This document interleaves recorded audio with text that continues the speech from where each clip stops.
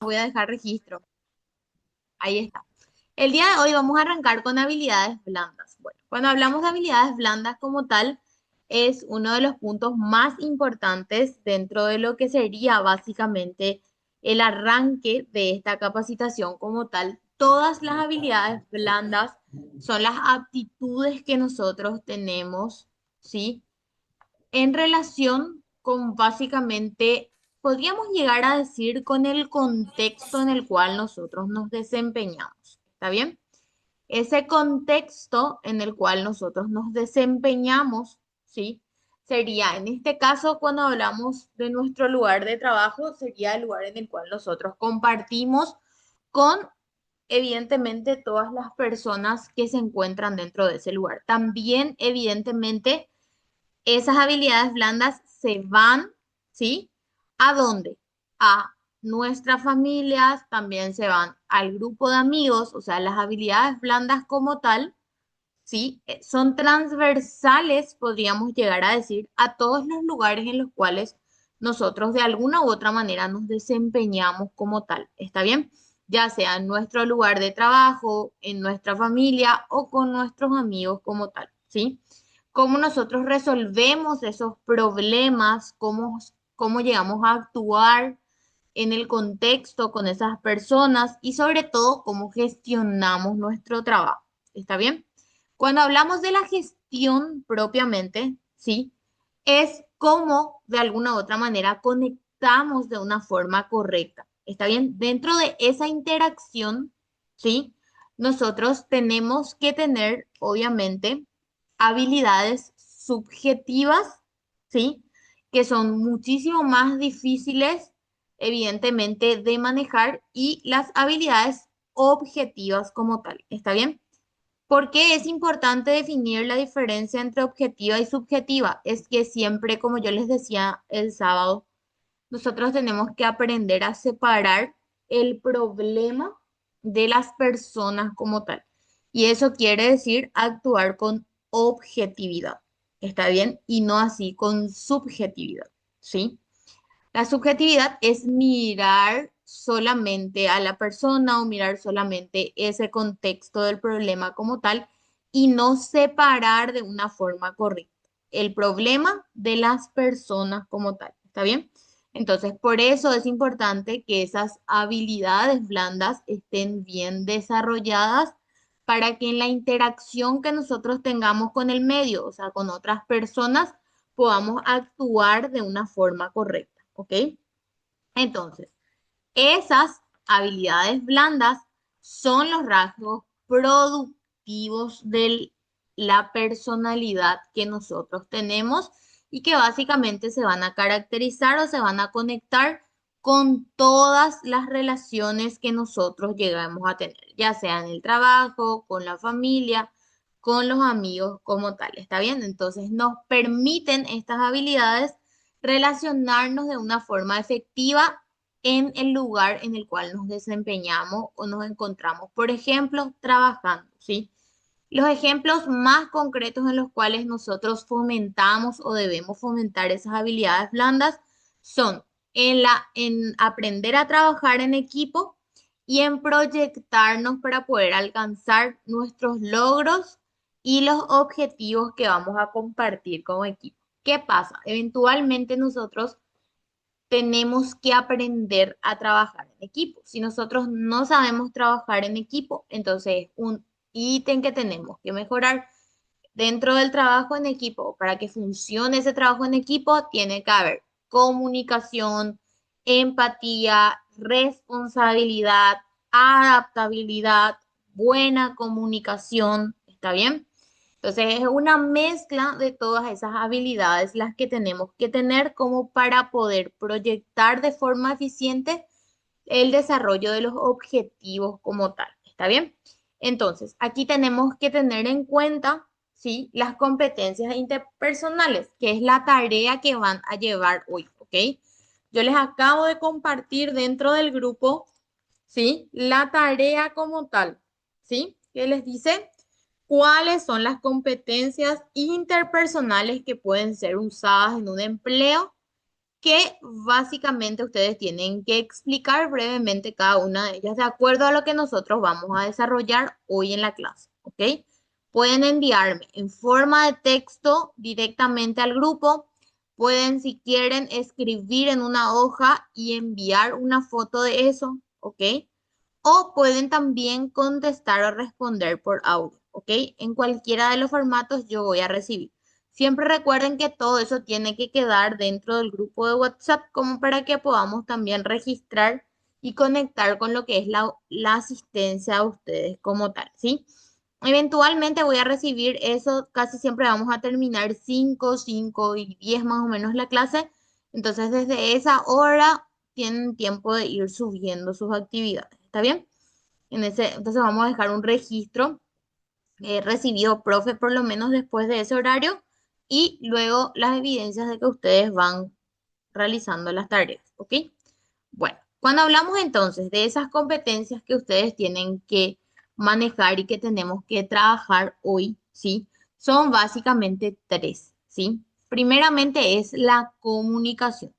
La comunicación, eventualmente, seguro todos se acuerdan cuando estábamos en el colegio, que escuchábamos hablar del proceso de comunicación, donde está el emisor, el receptor, o sea, el emisor quien habla, el receptor quien recibe o escucha o capta esa señal, ¿sí? El mensaje, que es lo que nosotros queremos transmitir, ¿sí? Y anexo teníamos el contexto, que era el lugar donde se llevaba a cabo el proceso de comunicación, que era importante que exista, por ejemplo, un lugar donde se pueda oír de forma correcta la indicación, porque ¿qué pasa si nosotros de alguna u otra manera estamos en un lugar donde hay muchísimo ruido y damos una indicación? Puede que la otra persona por ese ruido no pueda interpretar o no pueda escuchar de una forma correcta.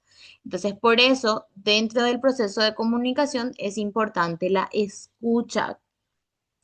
¿Qué es lo que es la escucha activa? Es escuchar con los cinco sentidos puestos. ¿Qué quiere decir? Bueno, que nosotros, si vamos a una reunión, por ejemplo, nos conectamos con el equipo o nos quedamos todos en un mismo lugar, se tienen que dejar de lado, por ejemplo, los aparatos celulares para poder que el grado de concentración que nosotros podamos tener sea realmente el adecuado. ¿Está bien? Que todo pueda realmente fluir, que yo pueda escuchar y también, evidentemente, que la otra persona pueda realmente, eh, o pueda recibir mi atención completa, ¿se entiende? Entonces, ese es un ítem que nosotros tenemos que mirar aquí, ¿sí? Que dentro de ese proceso de comunicación se dé en un ambiente correcto, ¿está bien? Que se dé, por ejemplo, en un tono de voz indicado, porque eventualmente cuando nosotros, por ejemplo, cambiamos también nuestro tono de voz, de por ahí colocamos un tono no apropiado, puede que la otra persona malinterprete también lo que yo o la indicación que yo estoy dando, ¿está bien? Entonces, lo ideal es que el proceso de comunicación sea fluido, ¿ok? Dentro de ese proceso, entonces tengo que ver dónde está el emisor, dónde está el receptor y cómo es el contexto como tal, ¿sí? Siempre también un punto importante, tengo que saber dar las indicaciones dentro del proceso de comunicación, ¿sí? El mensaje tiene que ser claro para que la otra persona pueda llegar a interpretar de una forma correcta. Si es necesario, dentro del proceso de comunicación, yo debo realizar una retroalimentación al finalizar. ¿Qué quiere decir? Explico, doy todas las indicaciones y al cierre hago la consulta de si hay alguna inquietud, alguna pregunta. Y si no hay preguntas, entonces yo hago un cierre con la conclusión y una indicación resumida. ¿Está bien? Eso es la comunicación, que yo logre comprender que realmente el mensaje se decodificó de una forma correcta desde la otra parte. ¿Qué quiere decir? Que la otra parte interpretó. ¿Está bien? Entonces, ese es un ítem importante, ¿sí? Que dentro de ese proceso de comunicación es una de las habilidades blandas y que evidentemente dentro de esa comunicación tiene que haber un acercamiento entre las personas, tiene que ser sumamente claro y tiene que ser en un lenguaje efectivo. ¿Qué puede ser un error de comunicación que eventualmente solemos llegar a tener, que nosotros podemos asociar o creer que la otra parte va a conocer una palabra, va a poder realizar una orden o va a realizar un ejercicio o puede realizar algo de acuerdo a sus conocimientos y no de acuerdo a lo que yo necesite? Entonces, si yo requiero que una persona realice algo en concreto, por darles un ejemplo, arreglar los racks que ustedes tienen en el depósito, yo le tengo que decir, mira, los racks se van a, o sea, la codificación arranca de abajo hacia arriba, de derecha a izquierda. ¿Está bien? Yo no le puedo decir o dar la indicación, tenés que arreglar esto y dejar a su libre elección la forma en la que va a arreglar, sino que yo tengo que explicar, ¿sí? O dar una directiva, una indicación correcta a esa persona para que ella pueda interpretar, ¿ok? De una forma efectiva. Entonces, para que funcione realmente ese proceso de comunicación, yo como emisor, si voy a ser yo el emisor, tengo que dar directivas claras, lenguaje apropiado, ¿ok? Tiempo y espacio correcto, es decir, que no hayan ruido, que no hayan cualquier tipo de interferencia que pueda darse y cerciorarme o asegurarme que la otra parte pueda realmente interpretar lo que yo estoy tratando de comunicar, ¿ok? Ese es el punto uno cuando hablamos de la habilidad de la comunicación como tal, ¿sí? Entonces, para que funcionen los equipos y para que funcionen las empresas o las instituciones, es necesario que exista un proceso de comunicación correcto, ¿sí? Evidentemente, esas habilidades blandas están conectadas con lo que nosotros conocemos como habilidades duras, que serían, por ejemplo, todos los conocimientos que ustedes tienen sobre un área en concreto. Sobre, por ejemplo, en depósito puede ser las características de codificación, sobre los equipos de protección personal, sobre los tipos de documentos que ustedes tienen que llenar. Todos esos son conocimientos o habilidades duras, ¿está bien? Que es el saber saber, ¿sí? Y luego tenemos las habilidades blandas que son el saber ser, ¿está bien?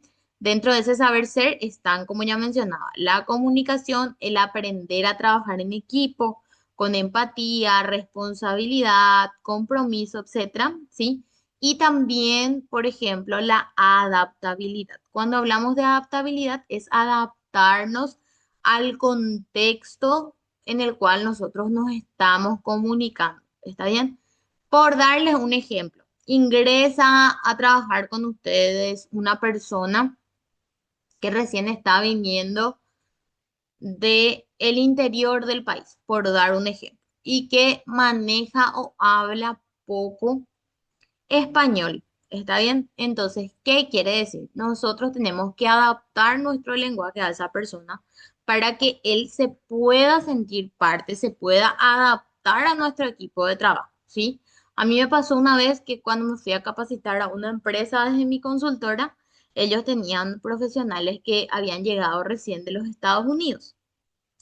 Entonces, ellos tenían un problema de comunicación porque esas personas hablaban muy poco el español, entonces evidentemente fue muy complejo el proceso de adaptación. Entonces, la solución salomónica que dimos es que el gerente de operaciones en ese caso tuvo que acompañar su proceso de inducción en los primeros 3 meses, o sea, parte del día. El gerente de operaciones estaba con los chicos ahí tratando de compartir y tratando de lograr que ese proceso de adaptabilidad, comunicación y trabajo en equipo se lleve adelante. Entonces, evidentemente también ellos empezaron a tomar clases de español, empezaron a reforzar clases de guaraní, los muchachos mismos empezaban a enseñarle algunas palabras, ¿verdad? Entonces ellos mismos también hicieron ese proceso de adaptabilidad. Ambos tienen que hacer. Nosotros ya siendo parte de un equipo y las personas que van a ingresar a ese equipo como tal, ¿sí? Entonces allí tenemos todo lo que respecta a las tres conexiones de las que tenemos que hablar en la tarea. ¿Está bien? Entonces, evidentemente, todas las habilidades blandas y las habilidades duras van a ser muy diferentes unas de otras. La idea es que evidentemente ambas se complementen para que nosotros logremos realizar un trabajo personal en un entorno social correcto. ¿Qué quiere decir? Que logremos el proceso de adaptabilidad como tal, ¿sí? Ese es uno de los ítems fundamentales, ¿ok? Bueno, es necesario también contar con habilidades cognitivas. ¿Qué quiere decir? Nosotros necesitamos saber también, ¿está bien? O sea, conocer todo lo que respecte al ámbito como tal, poder evidentemente también tener buenas relaciones o sea, intrapersonales conmigo mismo y también interpersonales entre las personas que están en mi entorno. Esa relación intrapersonal, o sea, conmigo mismo es la relación que casi siempre tardamos más en adquirir, ¿sí? ¿Por qué? Porque es un trabajo interno. Nosotros tenemos que aprender, por ejemplo, a establecer o a conocer nuestros límites, ¿sí? Tenemos que aprender a tener un control emocional como tal, o sea, tener un autocontrol emocional, poder justamente determinar y conocer cuáles son los puntos en los cuales nosotros o hasta qué punto vamos a aguantar, por ejemplo, ¿verdad? Las técnicas de respiración que son súper necesarias para mantener el autocontrol, por ejemplo, contar hasta 5, hasta 10 cuando nos enfrentamos ante una situación de por ahí que puede llegar a cambiar nuestra estructura emocional o a poner a temblar esa estructura emocional. Entonces, ese tipo de cuestiones son puntos importantes para nuestro manejo intrapersonal. ¿Está bien? Y el interpersonal es la conexión que tenemos con todos los compañeros de trabajo y con todo lo que está cerca de nosotros. ¿Está bien? Entonces tenemos que tener una conciencia clara con nosotros y conocer nuestras capacidades y nuestras opciones y nuestra apertura en relación con las elecciones como tal. También, evidentemente, tenemos que saber elegir nuestros caminos y sobre todo saber tomar buenas decisiones para que nuestro futuro realmente esté bien encaminado como tal, ¿sí? Cuando hablamos de liderazgo, bueno, liderazgo es básicamente saber de alguna u otra manera influir, podríamos llegar a decir, guiar, decidir, dirigir a los miembros y que ellos realicen, a los miembros de mi equipo, por ejemplo, que ellos realicen algo de una forma voluntaria, pero no porque yo les exija, sino porque yo les motive de una manera correcta para que ellos puedan realizar lo que necesitamos que realicen para cumplir con nuestros objetivos como tal, ¿sí? El líder tiene que acompañar a su equipo para lograr que eso funcione. Por ejemplo, si dentro del depósito, un ejemplo es Gamarra que tiene ahora dos chicos nuevos allí, él tiene que básicamente hacer un liderazgo muy conectado con ellos para que ellos puedan conocer el proceso, para que ellos puedan básicamente recibir esa inducción correcta para que él evidentemente posterior a eso pueda librar o podemos decir de por ahí desatar a los chicos y que ellos ya puedan realizar sus funciones de una forma correcta. Pero el líder tiene que estar allí acompañando el proceso como tal, ¿sí? Entonces ese es un punto importante. Nosotros tenemos que tener buenos estilos de liderazgo dentro, ¿sí? Y el líder tiene que ser un liderazgo auténtico como tal. Yo les voy a pasar un video dentro del grupo de WhatsApp de los diferentes tipos de liderazgo como para que ustedes puedan conocer, ¿sí? Pero actualmente el liderazgo que tenemos que fomentar dentro de nuestras empresas es el liderazgo transformacional, que está íntimamente ligado a la satisfacción, a la efectividad y a la motivación que nosotros debemos de generar dentro de nuestros equipos de trabajo para tener una cultura organizacional realmente correcta. ¿sí? Eso se fija dentro de los valores de la empresa como tal, que luego vamos a mirar un poquitito la estructura ideológica de la organización, donde se encuentra la misión, la visión y los valores, que es básicamente lo que encamina a la empresa, ¿sí? Entonces allí están básicamente los valores que yo como líder tengo que motivar en mi equipo de trabajo. ¿Está bien? Bueno, hay diferentes tipos. Por ejemplo, los liderazgos o los líderes autocráticos como tal, que eventualmente han sido la mayor cantidad en las últimas décadas, ya que evidentemente eran los líderes que eventualmente tenían tareas muy definidas, que eran muy cerrados, que querían ejercer un poder y que eran los únicos básicamente que tomaban las decisiones sin entender el punto de vista de las otras personas y sin poder dejar, podríamos decir, que el proceso de comunicación se establezca de una forma correcta. O sea, que nos escuchen a nosotros también en relación con la forma de realizar el trabajo, ¿sí? Ese es un punto importante. Luego tenemos básicamente los líderes, que serían los líderes democráticos como tal, que eventualmente es el líder que sí escucha a su equipo, que sí tiene en cuenta todo lo que serían sus opiniones y compañía, ¿sí? Para hacer, como ya todos conocemos, el proceso democrático, que pueda permitir la participación de los demás miembros, ¿sí? Luego tenemos los líderes liberales que de alguna u otra manera le dan la libertad a sus funcionarios o podríamos decir al personal a su cargo para que ellos de alguna u otra manera puedan ejercer sus funciones con confianza. Para llegar a un liderazgo liberal, yo tengo que tener mucho conocimiento de las personas que están a mi cargo como para poder darles esa libertad y debo confiar mucho en ellos para que funcione. ¿Está bien? Y luego el líder transformador, que es ya el que guía al equipo para el cambio y sobre todo el que le guía para una mejora continua como tal. ¿Está bien? Sus características son alienta, ¿sí? La motivación y el desarrollo positivo de todos los que se encuentran a su cargo. Ejemplifica los estándares morales de la organización, misión, visión, valores, objetivos organizacionales y fomenta eso entre los miembros como tal. Crea un trabajo empático, eso es fundamental.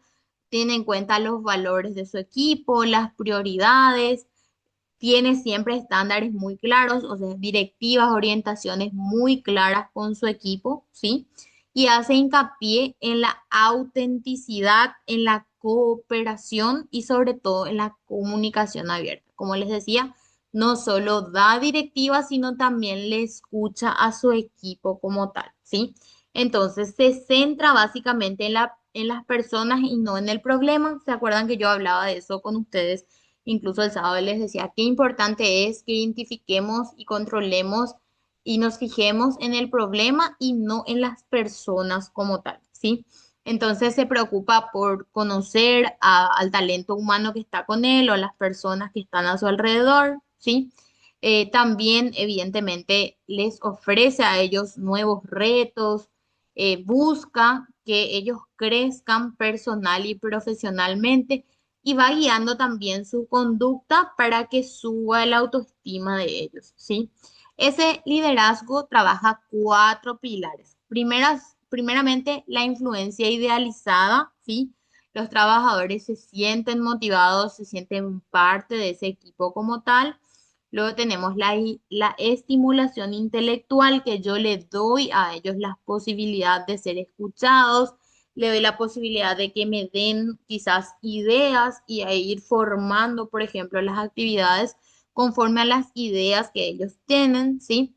La consideración individualizada, o sea, tratar de empatizar con cada uno de los miembros de ese equipo, ¿sí? Con cada una de las personas que están trabajando conmigo. Y la motivación inspiradora, que es esa motivación que nazca de adentro del funcionario, sin necesidad de que yo tenga que obligarle a hacer algo, sino que la motivación sea intrínseca, que quiere decir desde adentro hacia afuera. La motivación los tipos de motivación extrínseca son, por ejemplo, cuando nos pagan hora extra, cuando nos dan regalos corporativos o algo que las empresas nos den. O sea, toda la motivación que viene de afuera para que yo produzca. Ese tipo de motivación es buena y necesaria, pero la motivación que nos mueve a hacer algo de forma real es la motivación intrínseca, ¿sí? O sea, que nosotros podamos interpretar desde adentro, ¿sí? Entonces, el liderazgo se aplica en la gestión de los procesos cotidianos, en la gestión del capital humano, que sería de que funcione todo tal cual y de que sean o se interpreten o se conozcan a todos los funcionarios de una empresa, que se los escuche y que se sepa básicamente cómo gestionar de una forma correcta. ¿Está bien? Y la gestión del cambio, porque cuando nosotros hablamos de cambio, uno de los ítems importantes es conocer qué implica básicamente ese cambio, qué adaptaciones tengo que hacer yo para que ese cambio se realice de una forma correcta, cuáles son las indicaciones que se deben de seguir como tal, ¿sí? Entonces, para yo aplicar ese dichoso y muy conocido liderazgo transformacional, tengo que primeramente realizar un análisis de la situación, es decir, qué se está haciendo hoy, cómo se está haciendo eso, ¿está bien? Y tener una lectura detallada. Posterior a eso, la detección de las causas o los puntos que yo tengo o necesito mejorar. Luego, una estimulación y una participación, o sea, motivar al equipo que hable, que se exprese, que me explique, que conozca lo que está pasando y que participe de forma activa en la resolución del problema o de los inconvenientes que se puedan presentar. Y luego la generación de un cambio, o sea, diseñar estrategias para poder cambiar eso que se está realizando de una forma equivocada. ¿Está bien?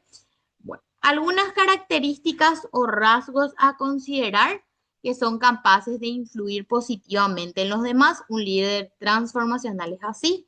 Son pacientes y ven a futuro, son seguros en las decisiones que toman, son ejemplos a seguir e inspiración para el equipo, son capaces de crear los ambientes motivantes y estimulantes, ¿sí?